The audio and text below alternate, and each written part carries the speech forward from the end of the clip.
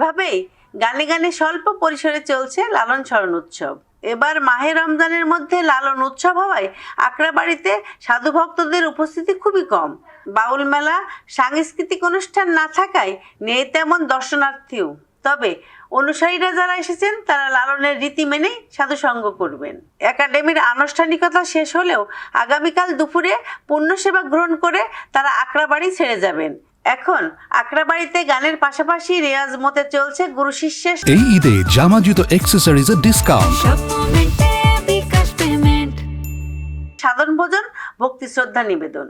লালন ভক্ত অনুসারীরা বলছেন, আধ্যাত্মিক জগতের মহাগুরু লালনকে স্মরণ করে অজানাকে জানতে, জ্ঞান সঞ্চয়, আত্মার শুদ্ধি ও মুক্তির লক্ষ্যে দিনক্ষণ ঠিক রেখে তারা এই উৎসবে এসে যোগ দিয়েছেন।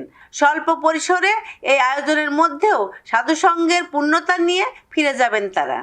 আমার হাজব্যান্ড আসা 26 বছর, আমি আসি আজ 8 বছর আসা যায় করি। এখানে আসি আমার অনেকটা ভালো লাগে। এখানে আসি আমি অনেক কিছু পাইছি, তাই আমার স্বামী সাইজের এই দরবারে আমি আসা যায়।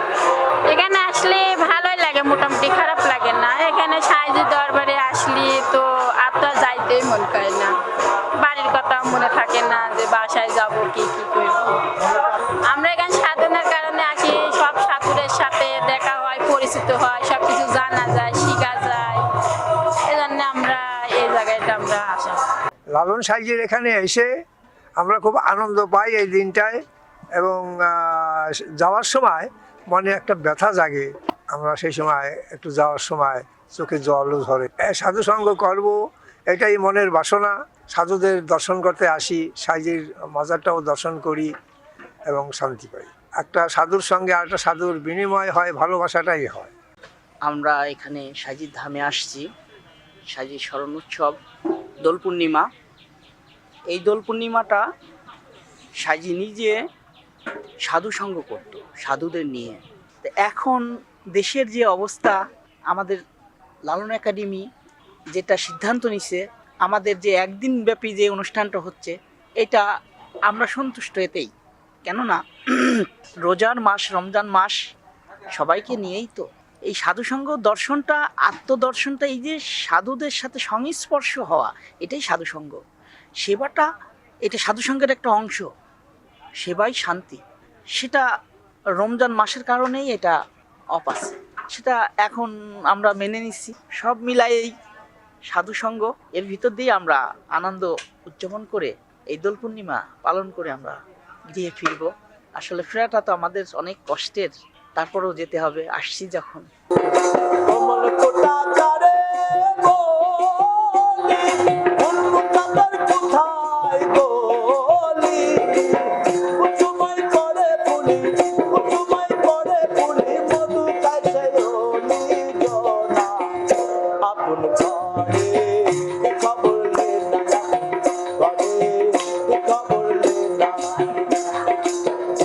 বৃহস্পতিবার বিকেল 3টায় লালন একাডেমির মিলনায়তনে সংক্ষিপ্ত আলোচনার মধ্য দিয়ে শেষ হবে একদিনের এই লালন স্মরণ উৎসব। প্রশাসন বলছেন, কোনো আশঙ্কা নেই। লালন স্মরণ উৎসব নির্বিঘ্ন করতে কয়েক স্তরের কঠোর নিরাপত্তা ব্যবস্থা গ্রহণ করা হয়েছে। র্যাব ও পুলিশি পাহারার পাশাপাশি টহলে থাকছে সেনা সদস্যরাও। এই প্রিমিসিসের নিরাপত্তা নিশ্চিত করার জন্য এবং আশেপাশে এলাকার নিরাপত্তা নিশ্চিত করার জন্য আমাদের ইউনিফর্মধারী 150 জন, একই সাথে র্যাব এবং আর্মির ফোর্সও থাকবে। অন্যদিকে আমাদের ডিবি পুলিশ কাজ করবে এবং সাদা পোশাকে আপনার নজরদারি করার জন্য আমাদের ডিএসবি কাজ করবেন। আর বাইরে থেকে যারা আসবেন, আমাদের এটার জন্য নিয়ন্ত্রণ করার জন্য, ট্রাফিক ম্যানেজমেন্ট ঠিকমতো করার জন্য 44 জন আমাদের ট্রাফিক পুলিশ নিয়োজিত থাকবে। বাস স্ট্যান্ড থেকে শুরু করে আপনার এখানে দবির মোল্লার গেট এবং এই মূল রাস্তা থেকে এই প্রেমিস পর্যন্ত যতগুলো স্পট আছে যেখানে কনজেশন হইতে পারে, প্রতিটা জায়গাতে আমাদের ট্রাফিক পুলিশ থাকবে, যাতে মানুষজনের আসা যাওয়াতে কোনো সমস্যা তৈরি না হয়। এরকম তথ্যের ভিত্তিতে যেগুলা বিভিন্ন জায়গায় দেশের মাজারের উপর আক্রমণ, সেই বিষয়টা আমরা কনসিডার করেই আমরা গত 3-4 দিন ধরেই এখানকার উপর আমরা আমাদের নজরদারি বাড়িয়েছি। আমাদের এখানে পুলিশ সবসময় এসেছে, খেয়াল করেছে এবং কথাবার্তা বলেছে। আমরা এখন পর্যন্ত এরকম কোনো থ্রেট দেখছি না।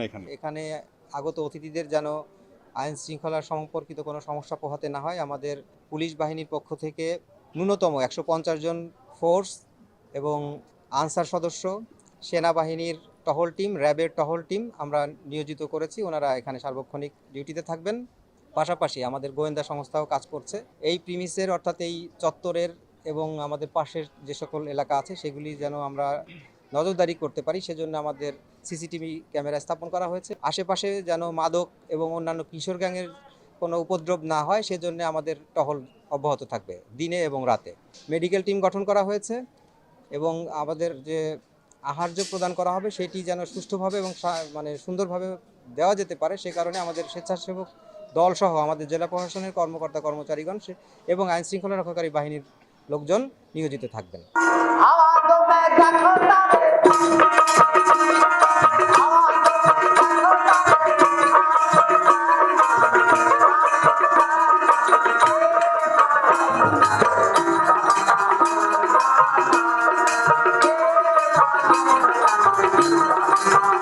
পরের উৎসবে একতারা, দোতারা আর ঢোলবাঁশির সুরে এই আধ্যাত্মিক গানে প্রকম্পিত হয়ে উঠবে লালন আখড়াবাড়ি, এমনটাই প্রত্যাশা লালন ভক্তদের।